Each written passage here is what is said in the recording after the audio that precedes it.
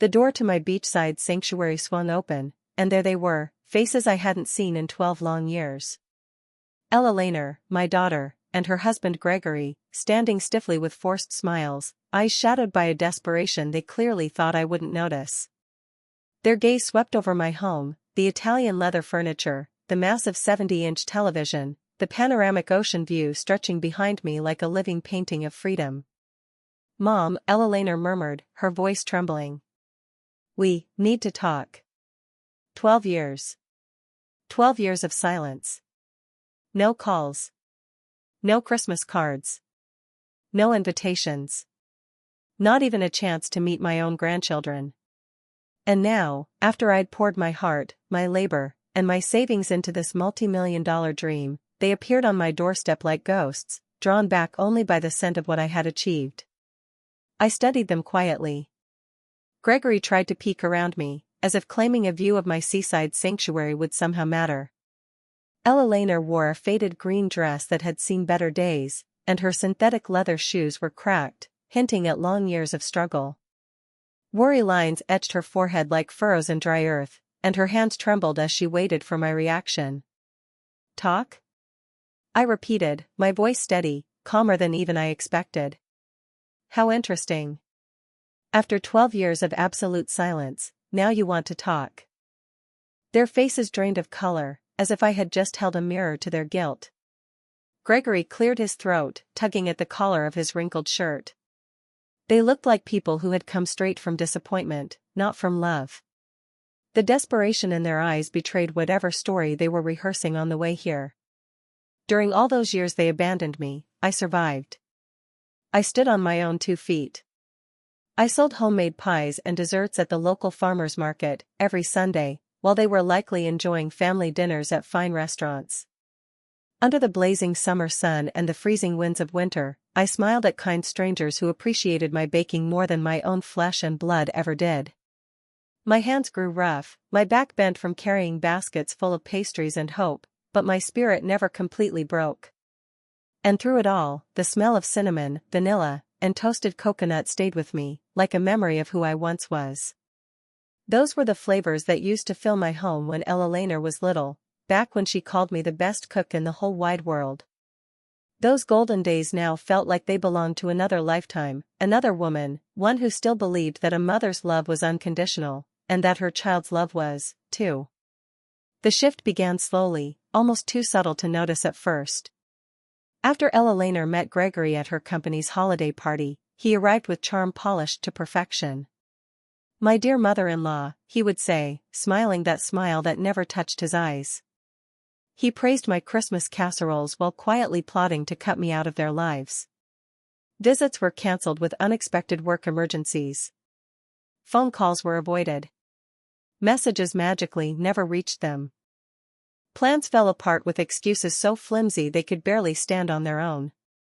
What began as accidental oversights became cold and deliberate exclusions. Ella Laner's MBA graduation? "Oh, Mom, we thought you already had other plans." The baby shower for her first child, my first grandchild, whom I've never held? It was very intimate, just her closest friends. Her daughter's first communion? We completely forgot to tell you. Everything was so rushed, you know how it is. Every excuse was like a dagger wrapped in pretty paper, tied with a golden bow. And I, foolish, hopeful, smiled through the pain. "Don't worry, sweetheart. Next time will be different." But next time never came. The phone stayed silent, silent like the cemetery where my husband rests. Nights stretched long. Sundays grew painfully empty. I cooked for one.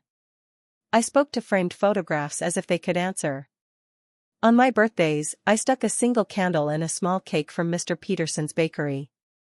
He always asked about Ella Laner. And every year, I gave the same gentle lie, "Oh, she's just very busy with her new life." You know how it is. But now, here I stood in the doorway of my dream home, with the ocean whispering behind me and the sea breeze filling my lungs with strength I never had before. And for the first time, I saw them clearly, not as the people I once loved, but as the people they had chosen to become. I stepped aside with quiet grace and motioned for them to enter. Their eyes widened at the sight of the life I had built on my own. The Italian marble floors gleamed beneath the sunlight, reflecting their small, uneasy figures. Ella Laner followed behind Gregory like a shadow, her head low, while he inspected every piece of art, every piece of furniture, with the greedy curiosity of a man assessing someone else's fortune. "Have a seat," I said, gesturing toward the cream-colored leather sofa, worth more than what they've held together in years. "I suppose after so long, you have plenty to tell me." Gregory straightened his back, preparing to perform. "Annabelle, we know it's been a few years since we last spoke, but—" 12 years, I cut in firmly. "Not a few. 12 full years since you decided I no longer existed." Eleanor finally looked up, tears brimming in her eyes, but they no longer moved me as they once had. I had cried too many nights alone to allow her calculated sorrow to manipulate me now. "Mom, it wasn't our intention, things got complicated. Gregory's job, the kids." My chest tightened, and a long-suppressed anger began to rise like molten lava. My grandchildren, who grew up without knowing the grandmother who would have loved them unconditionally. During those 12 years of forced exile, I had built a life that kept me sane. Every morning, I woke at 5, baking desserts with the same devotion I had once poured into caring for Ella Laner as a baby. The pie crust demanded patience, the caramel needed constant attention, and the oven forgave no mistakes. Those recipes became not just my livelihood but my salvation. Sundays at the farmer's market were my lifeline. Older women like me would come to buy my sweets, and our conversations wandered from absent children to postponed dreams. Martha, a 72-year-old widow, became my confidant without either of us planning it. She had also been abandoned after her children married. She understood the sting of invisibility, the ache of being discarded by those who were once the center of your universe. "Children think that once they form their own families, we no longer matter," Martha would say as she purchased 3 pies to share with her neighbors. And she was right. They only remembered we existed when they needed something. Watching Ella Laner fidget and Gregory silently appraising my home, I finally understood exactly what Martha had meant. The change in Ella Laner had been gradual but relentless. In the early years of her marriage, she still called occasionally, though the conversations became mechanical, awkward, and tense. Gregory was always in the background, ready with a cutting remark or a disapproving sigh. "Your mother always has some drama," I heard him mutter once, as if my desire to stay connected, my love, and my loneliness were nothing but nuisances that disturbed their perfect little world. Family invitations dwindled and then vanished. Thanksgiving became a small, quiet affair. Christmas was postponed because the kids are sick. Birthdays complicated by Gregory's work. Each excuse accompanied by promises of next time that never came. Ella Laner had developed an almost artful talent for making rejection sound reasonable, exclusion feel temporary, and abandonment seem like it was all for my own good. "You're old enough to enjoy your peace and quiet, Mom," they said. As if loneliness were a gift I had asked for. As if eating alone, waking to silence, and cooking for no one could ever be my version of happiness. The years rolled on like the pages of a calendar no one read. My life became a meticulous routine: Monday, apple pies; Tuesday, Jell-O salads; Wednesday, chocolate fudge cakes; Thursday, muffins that perfumed the entire apartment; Friday, pumpkin spice turnovers; Saturday, preparation for the market; Sunday, the market itself, the laughter of the ladies, the fleeting relief from the empty void in my chest. Yet some days the loneliness threatened to swallow me whole.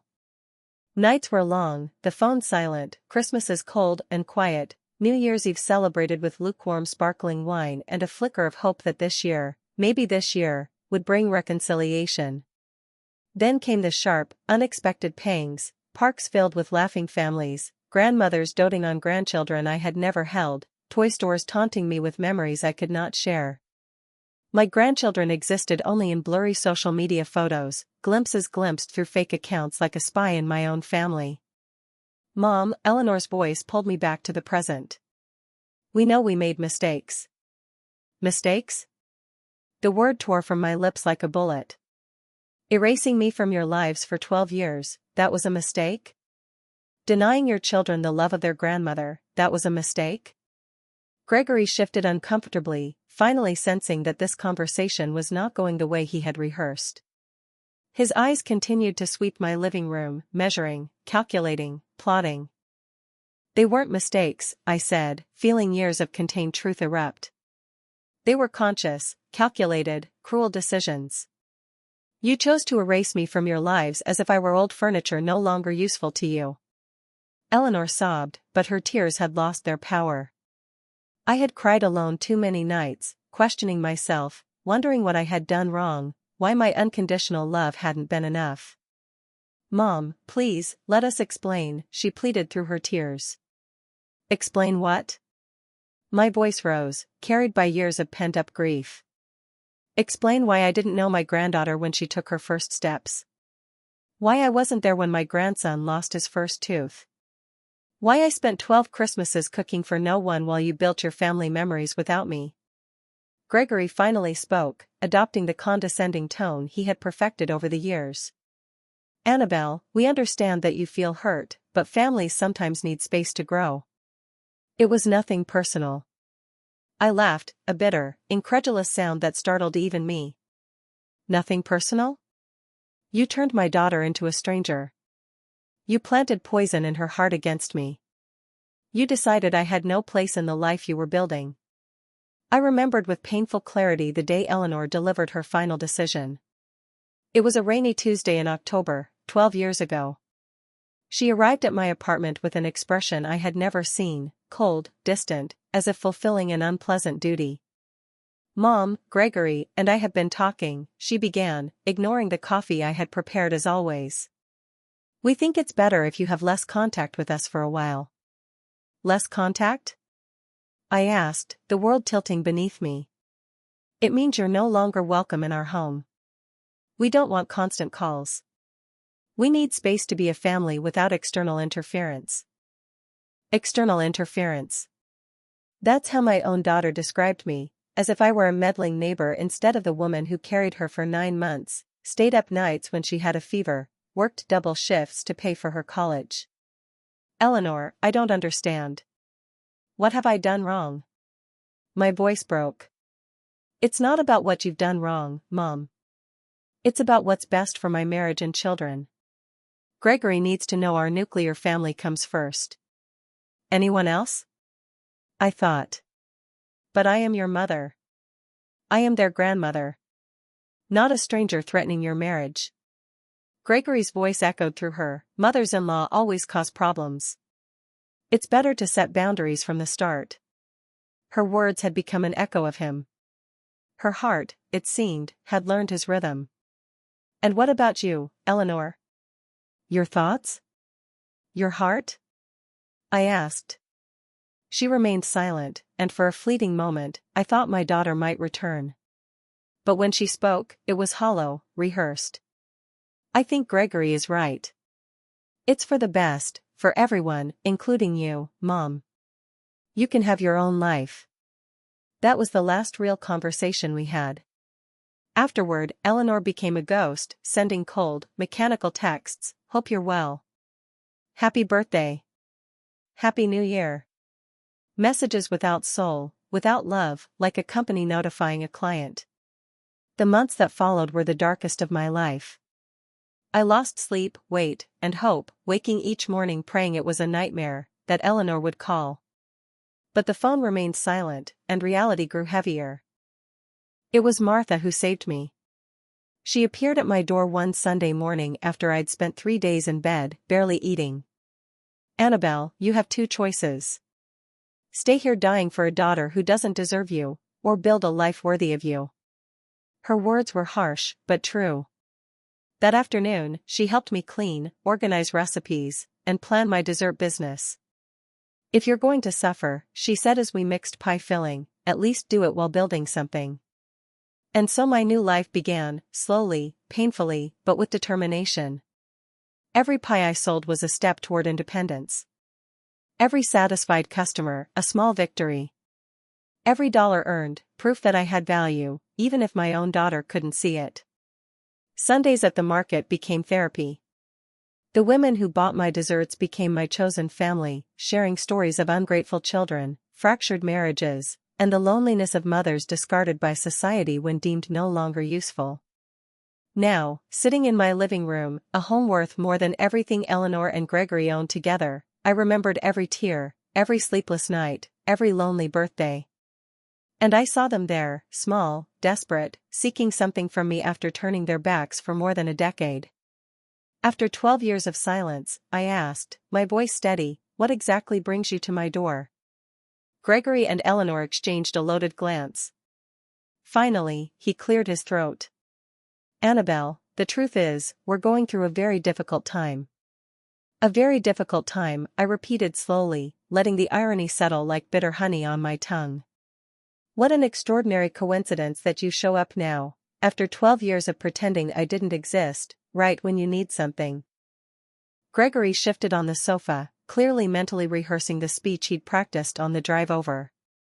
He avoided my eyes as he began. The construction company went bankrupt 6 months ago, he said finally. We lost everything. The house is in foreclosure. Eleanor had to quit her job to care for the kids because we can't afford childcare. We're staying with my parents, but they're struggling too. Eleanor nodded quickly, as if listing their misfortunes would automatically spark my compassion. Mom, the kids ask why they don't have their own room, why Dad is always upset, why I cry at night.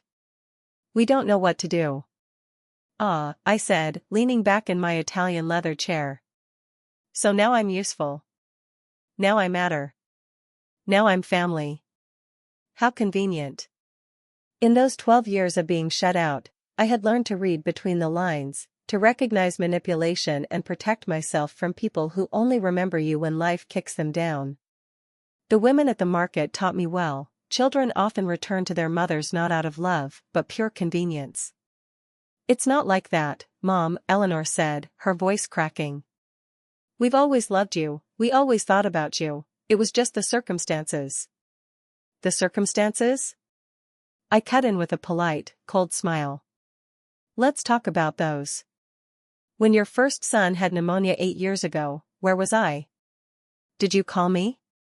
When your second broke his arm 5 years ago, did you ask me to visit? When your youngest struggled at school last year, did you think to seek her grandmother's guidance? Every question hit its target. Eleanor paled because she knew the answer was the same, she hadn't thought of me once. Not in hardship.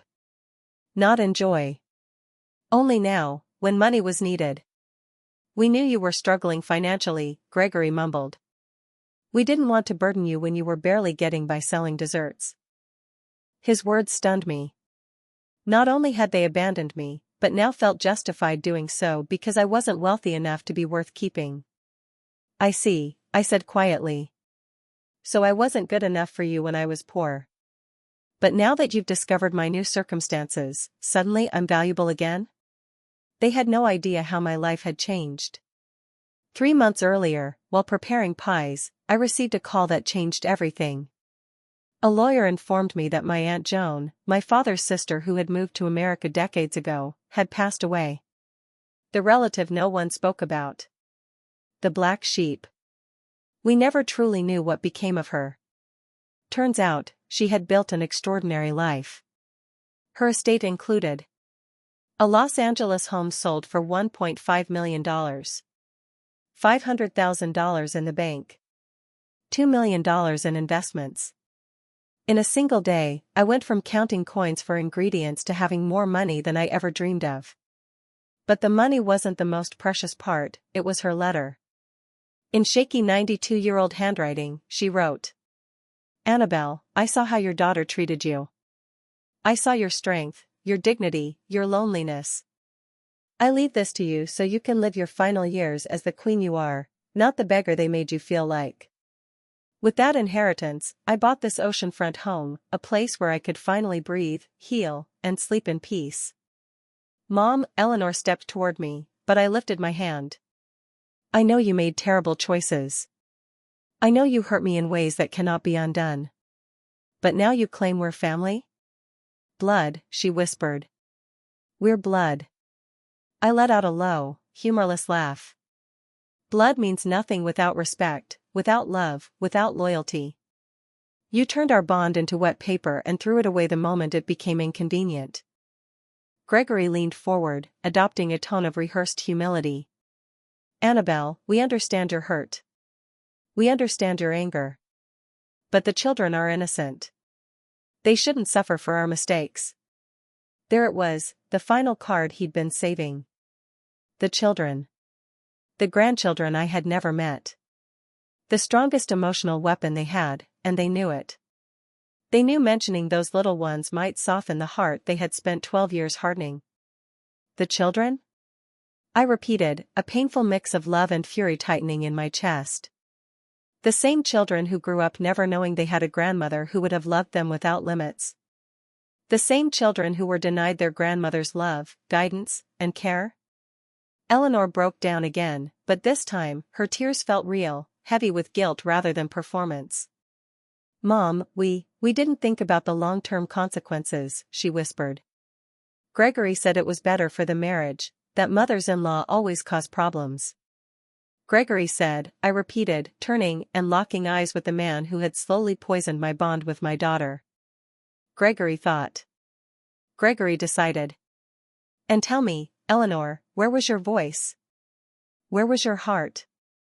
My voice got lost somewhere between trying to be the perfect wife and being afraid to disagree with my husband, she admitted, and for a moment, her honesty almost reached me.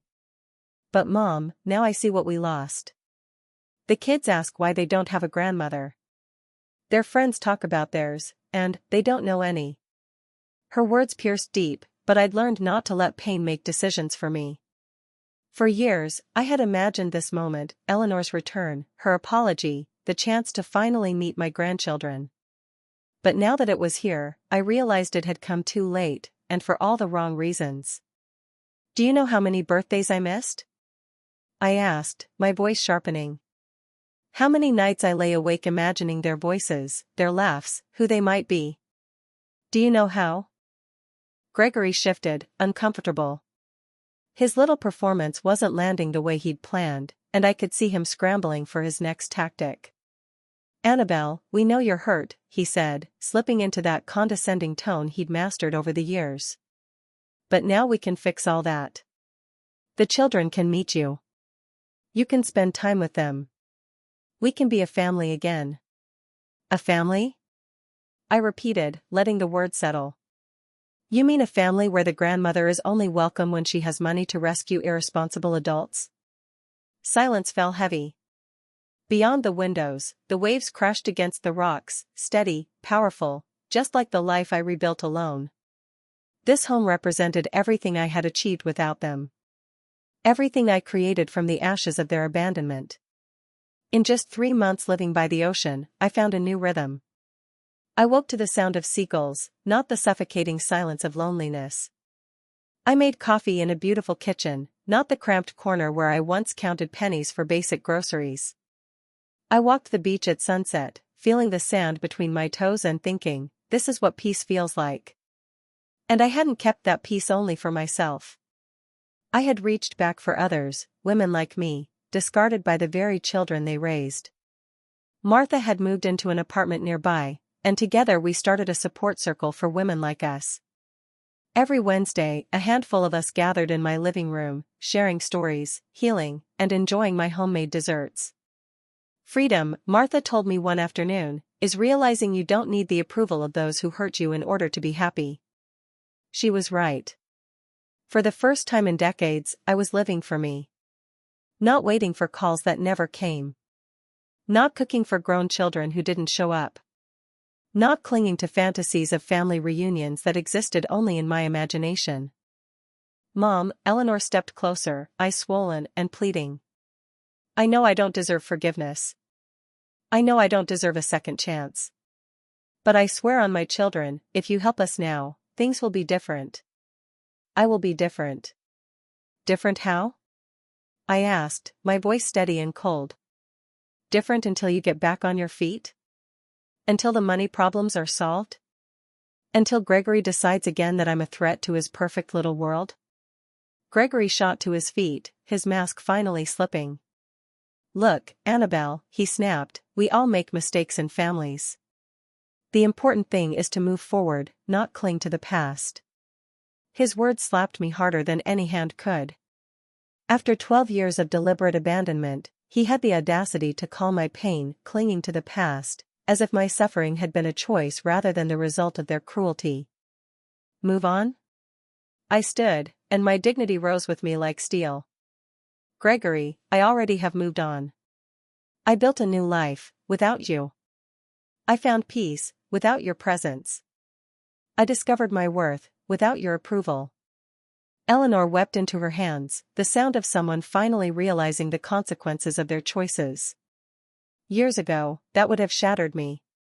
But the woman they once knew had died slowly through their neglect, and been reborn stronger, wiser, and far more careful with her heart. You don't understand, do you? I said, walking toward the window and looking out at the waves. You walked in here expecting to find the same broken, lonely woman you abandoned. Someone desperate enough for scraps of family love that she would pay any price just to belong. The truth is, in those first years after their abandonment, I would have paid any price. I would have mortgaged my soul for a single phone call from Eleanor.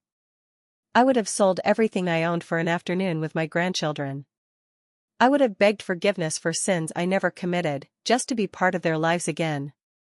But time, pain, and survival had taught me lessons no desperation could undo, lessons of self-love, dignity, and personal worth.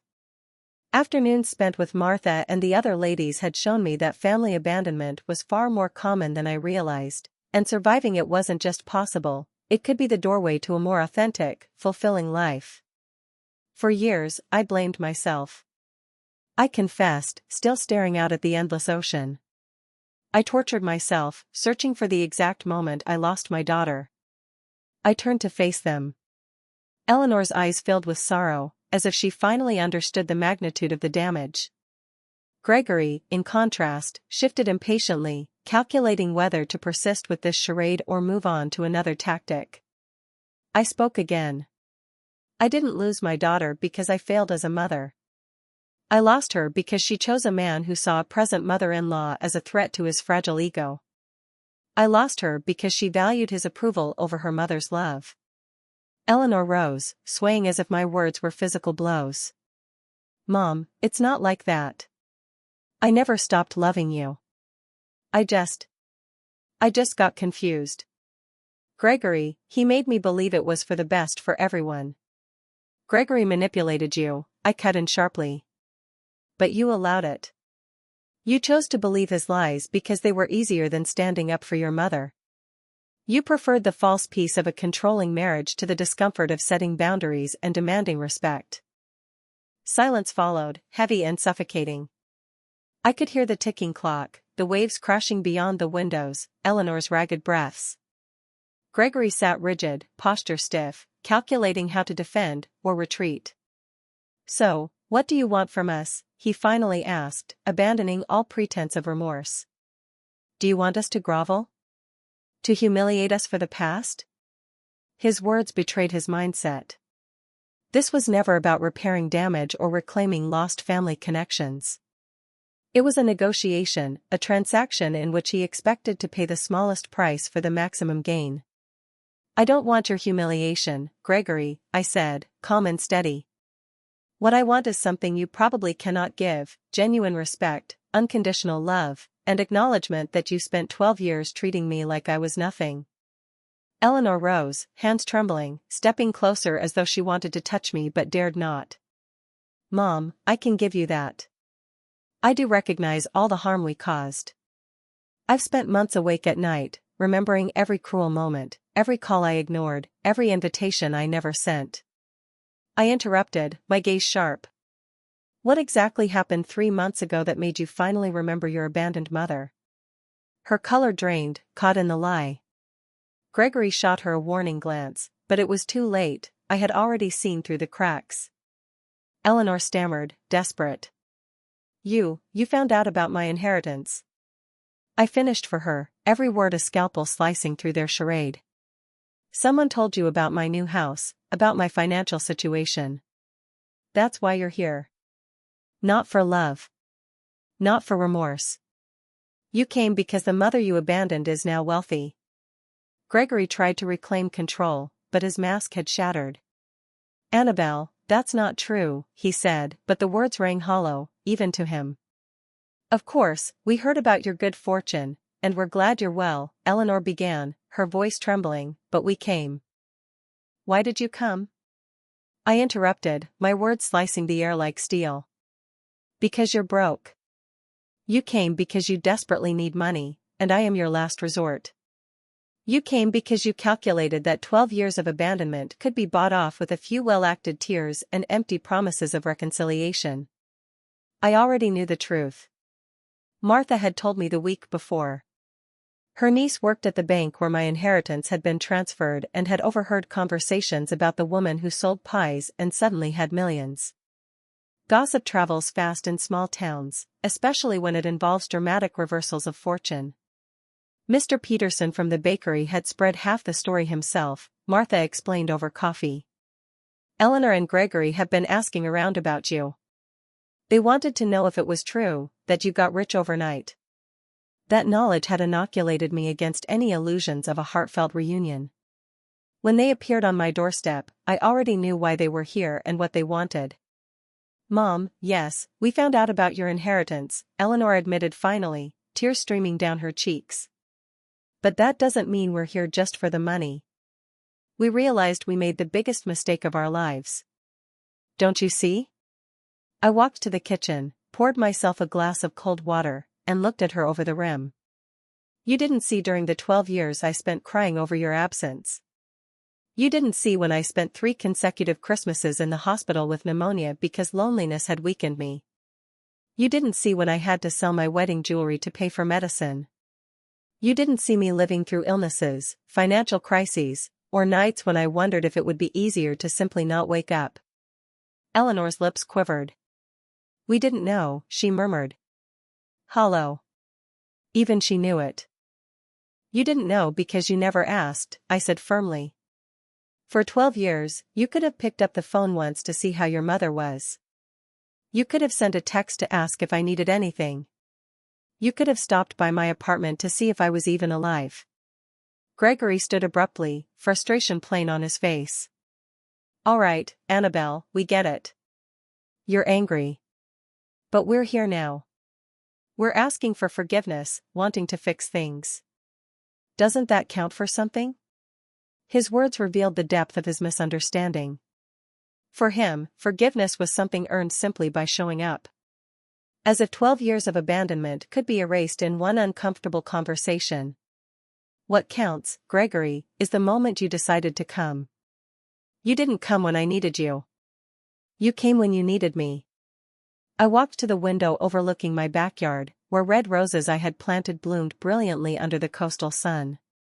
Those roses were my rebirth, my proof that even after being cruelly pruned, I could still create beauty.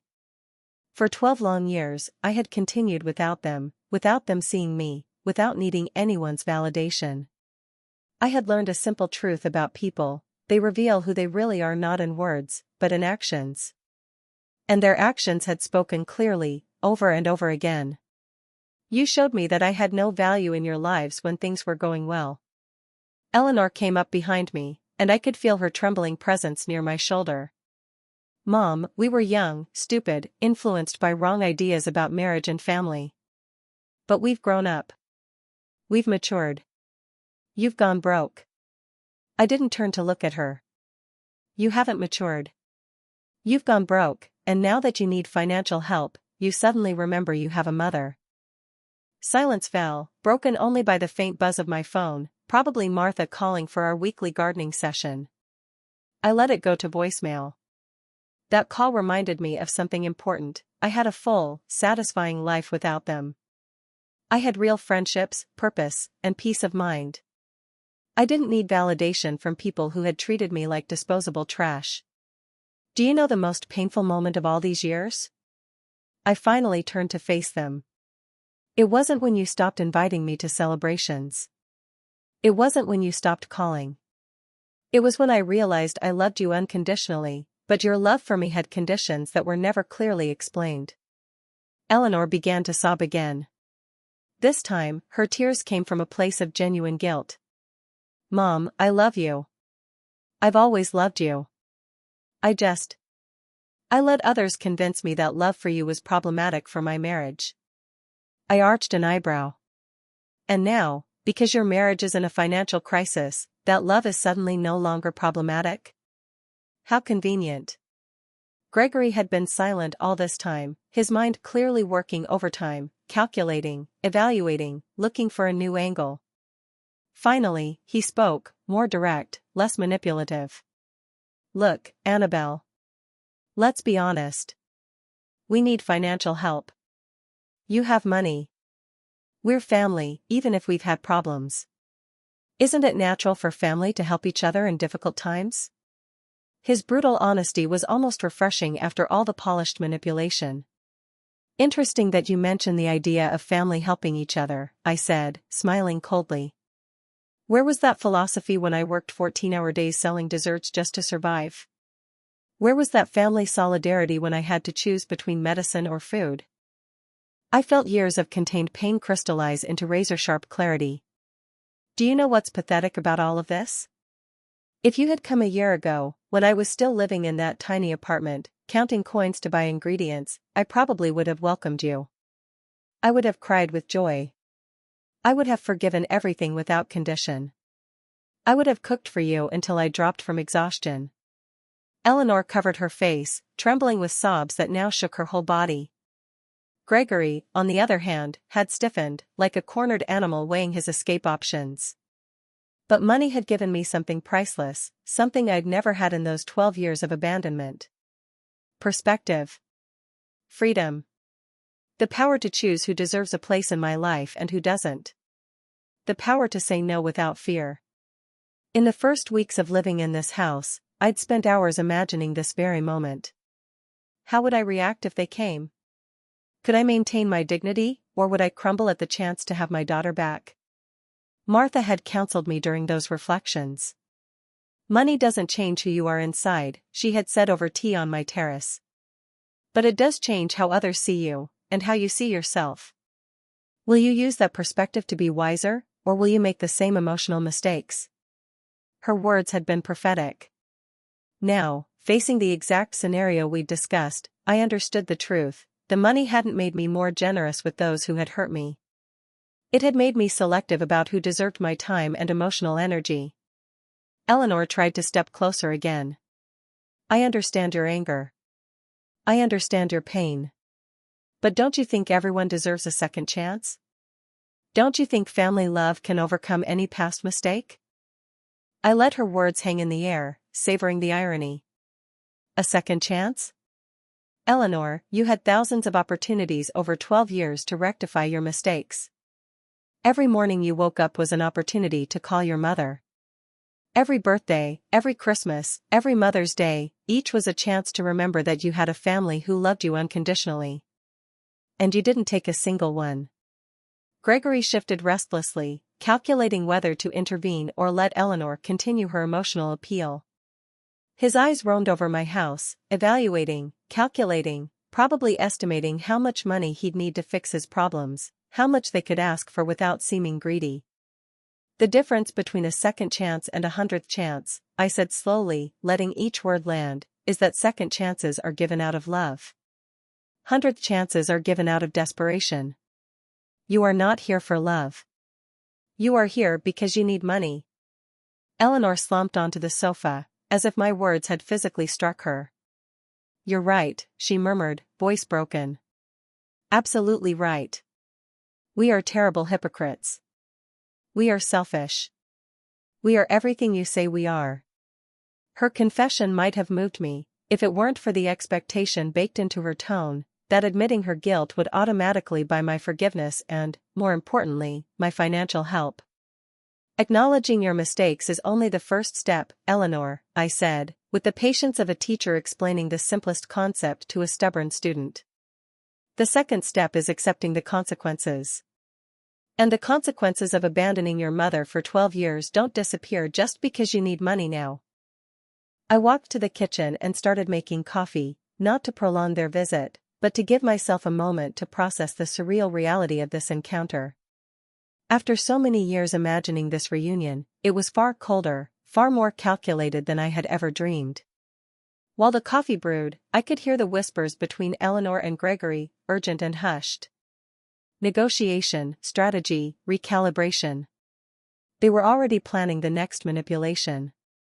I returned with a tray holding a single cup of coffee, sat in my favorite armchair, and drank slowly, observing them like a scientist examining specimens. "Aren't you going to offer us coffee?" Gregory asked, irritation clear in his voice. "No," I replied simply. "This is not a social visit. This is a negotiation, and in negotiations, hospitality implies equal positions. We are not equal." Eleanor flinched, hurt by my coldness. Gregory, on the other hand, looked like he had just realized the woman in front of him was not the one they abandoned 12 years ago. "All right," Gregory said finally, adopting a more direct tone. "Let's talk clearly. We need $100,000 to save the house and start over. We know you have money. We know we're family.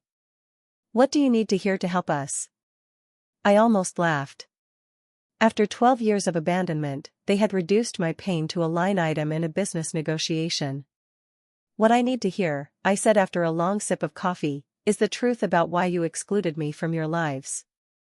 Not sugar-coated excuses. Not youthful mistakes. The real truth."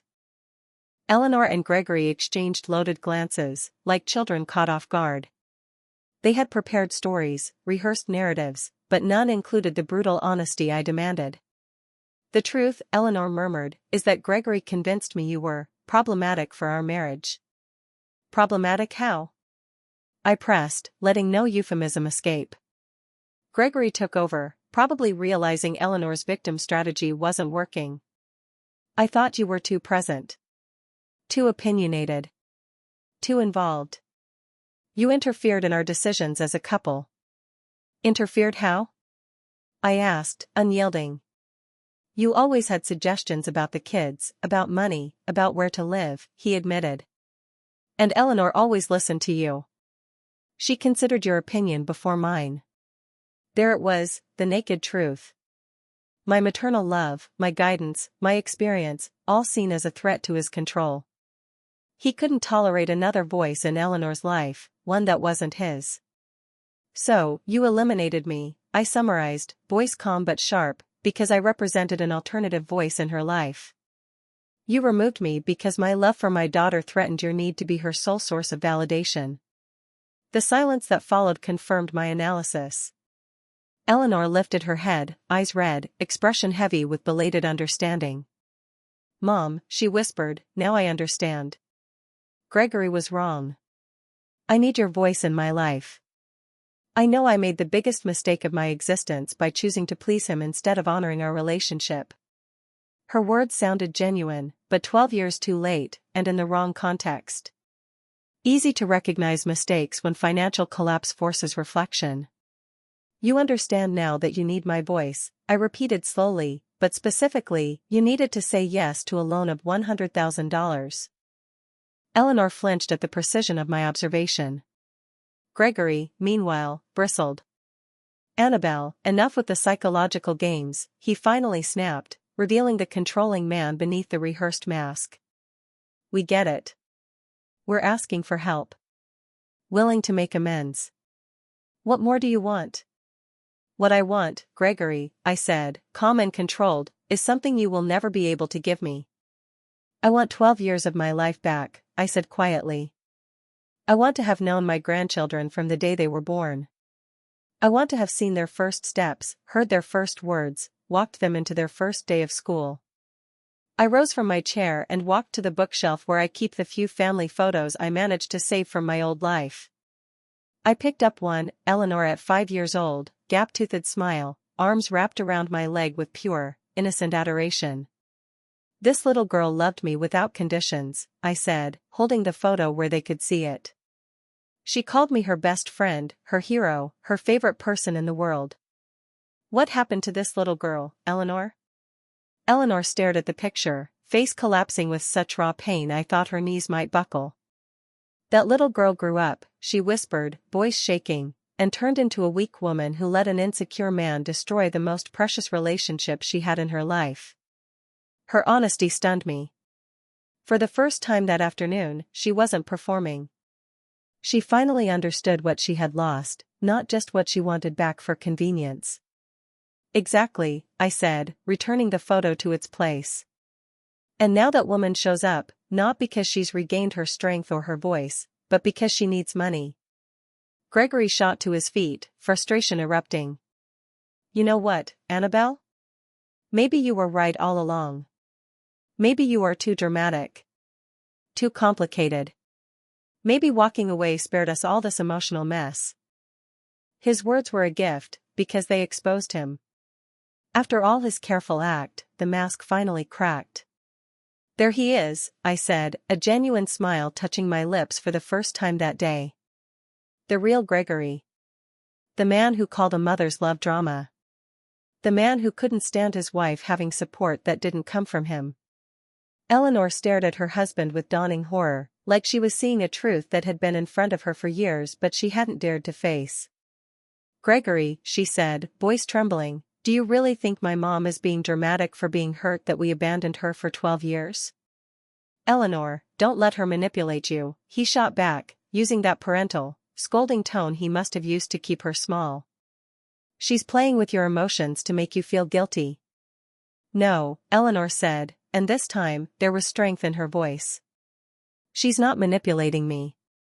She is telling the truth about the pain we caused. She's allowed to feel hurt. We did something terrible. I watched them like a person rewatching a play they already know the ending to. Financial desperation had finally cracked the power structure Gregory built brick by brick. Eleanor, I said gently, do you realize that even now, in the middle of your crisis, your husband is more focused on controlling your reaction than fixing the damage you caused? Eleanor turned to him as if seeing a stranger sitting in her place. You're right, she whispered. Even now, he cares more about being right than doing the right thing. Eleanor, don't get confused, Gregory insisted, but his voice had lost the authority he once wielded. We need to focus on fixing our problems, not digging up the past. Our problems, I repeated, emphasizing the word. No, Gregory. Your financial problems are not mine. Your bankruptcy is not my responsibility. Your failed business is not a burden I'm meant to carry. Silence thickened in the room. Eleanor looked shattered by truth, Gregory looked cornered, cycling through manipulation tactics that were no longer working. And tell me this, I added, if I helped you financially, what guarantee do I have that you won't disappear again once your life is back on track? Eleanor opened her mouth, then closed it, because she had no answer. And everyone knew it. These past 3 months, I continued, I built a life here that is peaceful, fulfilling, and mine. I wake when I choose. I eat what I enjoy. I watch the sunset from my terrace. I read the books I never had time for. I help other women who survived what I survived. I walked toward the window, watching the waves break against the rocks like a heartbeat. I've learned that peace of mind is priceless. And I've learned that chosen solitude is far better than forced company, especially toxic company. Mom, Eleanor's voice came from behind me, barely a breath. What do I have to do to earn your forgiveness? What do I have to do to win back your love? Eleanor asked, her eyes wide with a desperation that went beyond the financial crisis. For the first time, she seemed to understand she had lost something far more valuable than money. Eleanor, I said softly, with a depth of sadness I hadn't expected to feel, my forgiveness is not for sale.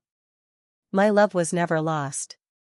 The problem is that you turned our relationship into a business transaction the day you decided I was only valuable when I was useful to you. Gregory, realizing he was losing control, tried one last desperate tactic. Annabelle, if you don't help us, the children are going to suffer. They'll lose their home. They'll have to change schools. They'll live in poverty. Can you really sleep knowing your grandchildren are suffering? His card was guilt, the one he thought would pierce me. I met his gaze with calm serenity. The children will suffer because of the irresponsible decisions of their parents, not because I refused to rescue them. You created this crisis, not me. Eleanor's tears fell again, but this time they were different, heavier, deeper, carrying the weight of recognition.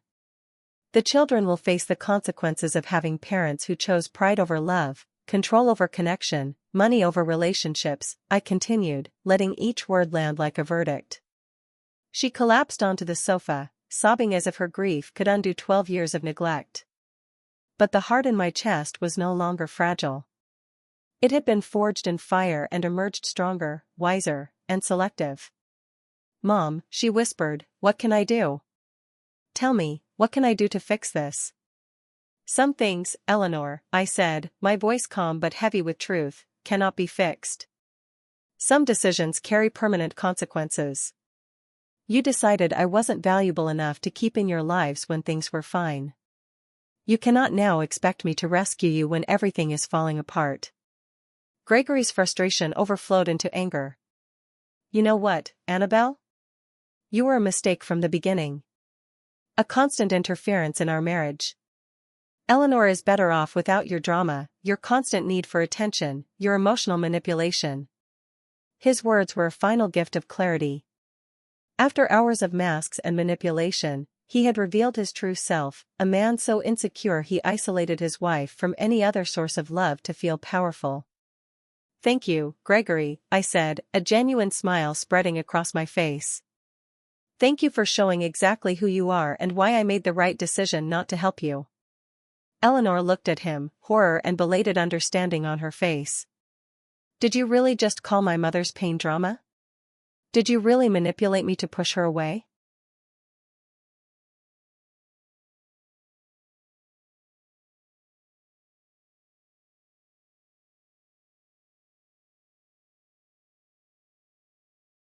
Don't let her confuse you, Gregory barked, but his voice had lost its authority. We need that money. We need to save our family. Our family, I repeated, walking toward the door, was destroyed 12 years ago when you decided a loving mother-in-law was more dangerous than emotional bankruptcy. Now you are reaping what you sowed. Eleanor staggered after me, uncertain steps faltering. Mom, please. I swear if you help us now, everything will be different. I'll be different. I'll set boundaries with Gregory. I'll defend our relationship. I placed my hand on the doorknob. You are promising to be different under extreme financial pressure, Eleanor. You are promising changes you haven't managed to make in 12 years of marriage. Why should I believe this crisis will suddenly transform you into better people? Gregory stepped forward aggressively. Annabelle, you're going to regret this. We'll tell the whole town how you abandoned your family in their time of need. Everyone will know what kind of mother you really are. I almost laughed. His last card, the threat to my reputation, was so predictable. I met him calmly. Gregory, the town already knows exactly what kind of mother I am. They know that for 12 years I worked to exhaustion selling desserts to survive. They know I never spoke ill of you, despite your abandonment. They know I maintained my dignity even in poverty.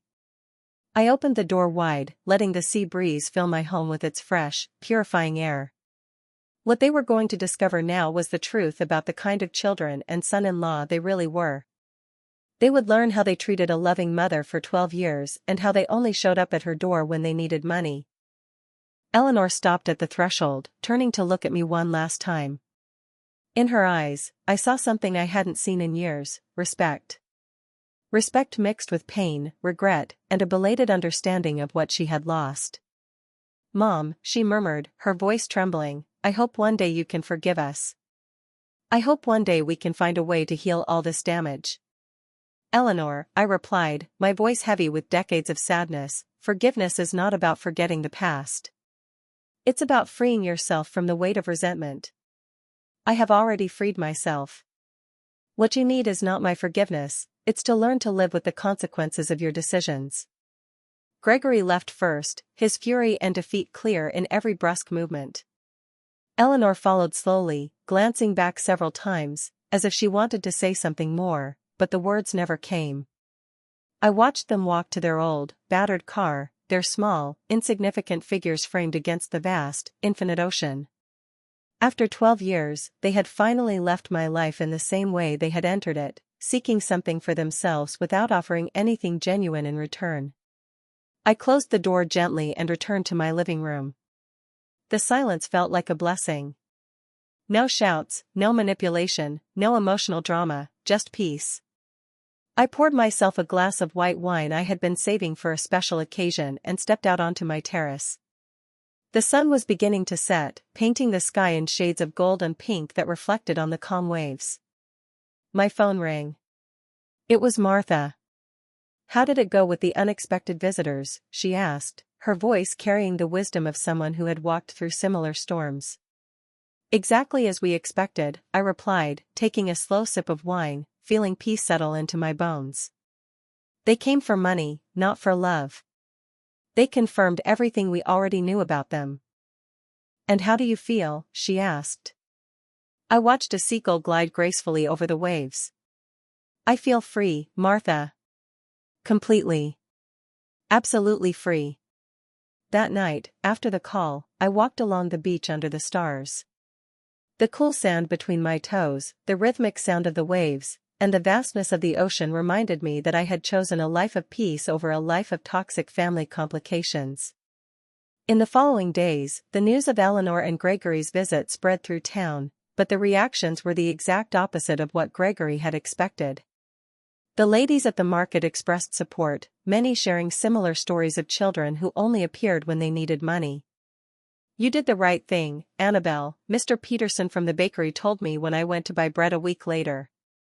"A mother who respects herself teaches her children to respect her, too." 2 months later, I received a text from Eleanor. Simple. Honest. Without manipulation or requests. "Mom, I'm in therapy. I'm learning about toxic relationships and healthy boundaries. I hope that one day, when I'm truly ready to be the daughter you deserve, you might consider getting to know me again. I love you." I didn't reply immediately. Instead, I saved the message and continued my life, mornings spent gardening, afternoons helping other older women, evenings in contemplative solitude. Maybe one day Eleanor would truly find her independent voice. Maybe one day she would learn to set healthy boundaries with Gregory. Maybe one day we could build a relationship based on mutual respect, not desperate need. But until that day, if it ever came, I would continue living my full, dignified life, surrounded by the infinite ocean that reminded me daily, some currents are too strong to be changed, and wisdom lies in navigating calmer waters. The money had given me many things, but the most valuable was not the house or luxuries. It was the ability to choose who deserved my time, my energy, and my love. And I had chosen wisely. If you enjoyed my story, you can support me by sending a super thanks so I can write more stories like this. Thank you in advance. What would you do in this person's shoes?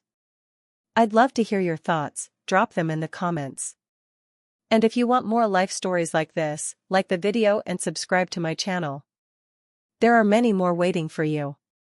Big hugs, and see you next time.